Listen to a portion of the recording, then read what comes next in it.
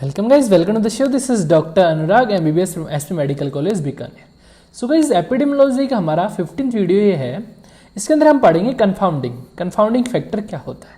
Confounding factor क्या होता है, ठीक है. बहुत आसान टॉपिक है, स्टोरी के फॉर्म में पढ़ेंगे, ठीक है. एंड शॉर्ट नोट आपका इस पे आता है, MCQ भी आते रहते हैं. तो गाइस बहुत इंटरेस्टिंग वीडियो है, चिल होकर रिलैक्स होकर आराम से बैठिए, सब कुछ समझ में आएगा, ये मेरा वादा है. स्टार्ट करते हैं थोड़ा सा. तो गाइस जो कंफाउंडिंग फैक्टर होता है एक तरह का फैक्टर है जो किससे एसोसिएटेड है, एक्सपोजर से भी एसोसिएटेड होता है, आउटकम से भी एसोसिएटेड होता है and has an independent effect in कोजेशन of outcome. और आउटकम के कोजेशन में भी एक इंडिपेंडेंट इफेक्ट रह सकता है. बहुत कॉम्प्लेक्स डेफिनेशन है, थोड़ा सा सिंप्लीफाई करते हैं नेक्स्ट स्लाइड में. क्लियर. सपोज करो ये आपका हॉस्टल है, ठीक है. This is hostel. अब ये है आपके हॉस्टल का रूम. इसके अंदर बहुत सारे जने बैठे हैं, आप बैठे हो, रात को पार्टी करते हो, दारू पार्टी, ये दारू की बोतलें हैं, दारू पार्टी. साथ में आप चखना भी रखते हो, दिस वन इज चखना, ठीक है. रात को पार्टी करते हो, बढ़िया एकदम चिल मारते हो, ठीक है. चखना सुट्टा उट्टा सब लगाते हो, चखना हो गया ये. क्लियर, ठीक है. अब क्या होता है गाइज, अब को अल्कोहल है वो क्या करता है, स्टमक के अंदर पेप्टिक अल्सर करता है, पेप्टिक अल्सर कर सकता है. क्लियर.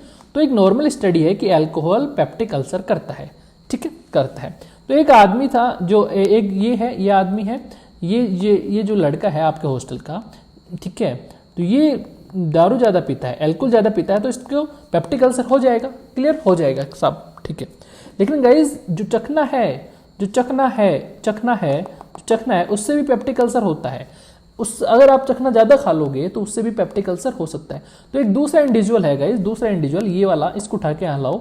ये दूसरा इंडिविजुअल है, ये दारू कम पीता है लेकिन चखना ज़्यादा खाता है. तो इस चखना ज़्यादा खाएगा तो इसके भी पेप्टिक अल्सर हो जाएगा. लेकिन गाइस नॉर्मली हमारे यहाँ पर क्या हाइपोथेसिस बनी हुई है कि अल्कोहल से क्या होता है, पेप्टिक अल्सर. जबकि यहाँ पर क्या हो रहा है कि जो चखना ज़्यादा खा रहा है उससे भी पेप्टिक अल्सर हो रहा है. तो चखना क्या हो गया गाइस, एक तरह का कंफाउंडिंग फैक्टर हो गया.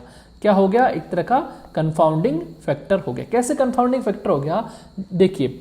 जो फैक्टर है जो एक्सपोजर से एसोसिएटेड है, एक्सपोजर मतलब अल्कोहल से एसोसिएटेड है. अब चखना अल्कोहल से एसोसिएटेड है ना भाई, अल्कोहल पियेंगे तभी तो चखना खाते हैं हम, ठीक है. तो अल्कोहल से एसोसिएटेड है, आउटकम से भी एसोसिएटेड है. भाई चखने से क्या हो रहा है, पेप्टिक अल्सर डिजीज हो रहा है, ठीक है. तो आउटकम से भी एसोसिएटेड है एंड एक्सपोजर से भी एसोसिएटेड है and has independent effect in कोजेशन of outcome.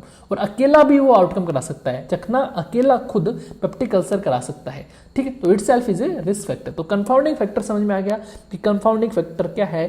Confounding factor एक वो फैक्टर है, any factor which is associated with both exposure, outcome and has independent effect in the causation of outcome, ठीक है.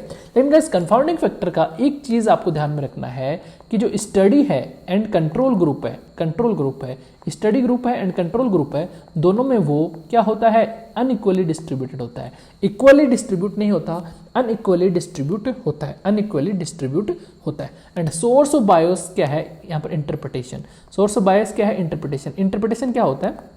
देखो हमें नॉर्मली भाई चार जने दारू पी रहे थे, अभी 4 जने दारू पी रहे थे ग्रुप में, तो सबकी क्या हो गया, पेप्टिक अल्सर हो गए.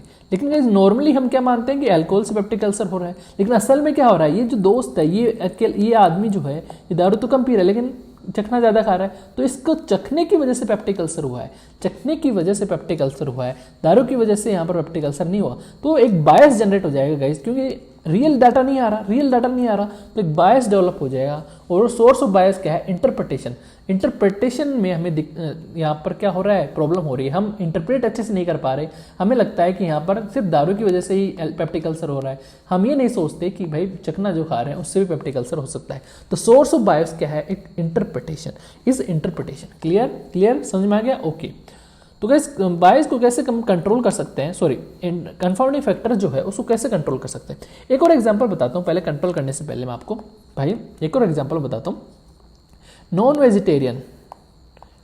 वेजिटेरियन है, उनके अंदर जो कोलोन कैंसर वो ज़्यादा होता है, ज़्यादा देखने को मिलता है.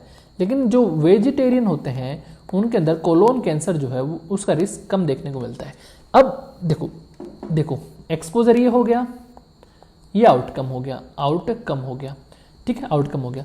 अब वेजिटेरियन, इसमें एक्सपोजर नहीं है तो यहाँ पर आउटकम नहीं हुआ, आउटकम कम होएगा।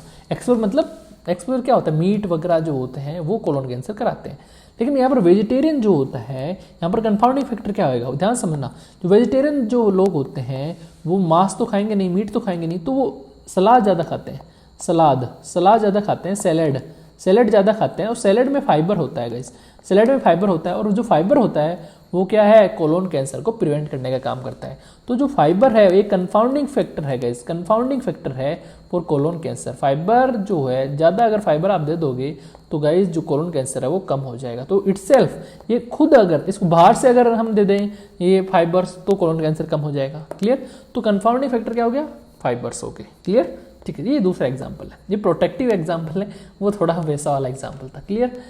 इस कंफाउंडिंग फैक्टर्स को हम कैसे कंट्रोल कर सकते हैं, देखो हमने रेंडमाइजेशन में भी देखा था कि कंफाउंडिंग फैक्टर को रिमूव करने के लिए हम रेंडमाइजेशन करते हैं। क्लियर। और मैचिंग कर सकते हैं। अभी हमने क्या बताया कि जो कंफाउंडिंग है वो control group and study group में अलग अलग होता है, ऐसे सेम नहीं रहता।